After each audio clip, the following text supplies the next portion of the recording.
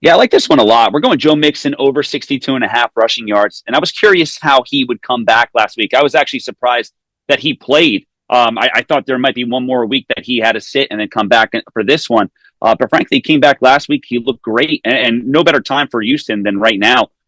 Frankly, they're down Nico Collins, and they need somebody on offense to take the load off. And when you see Joe Mixon playing for the Texans, they're a different type of team. Their offense is kicking on all cylinders.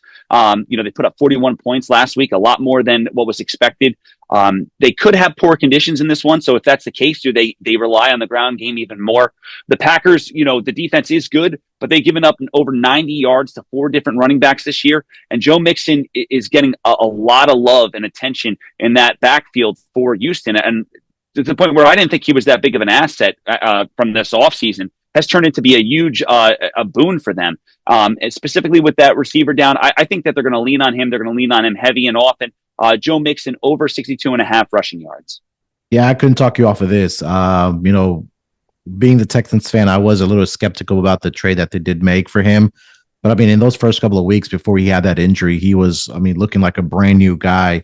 It almost seems like he's found the fountain of youth here over the course of the season, and especially coming back off the ankle injury that he did suffer a few weeks ago last week. Had an absolutely outstanding game against the New England Patriots. So they're definitely going to need his services here in this game against the Green Bay Packers. So I'd be with you on this before I would be against you, Steve.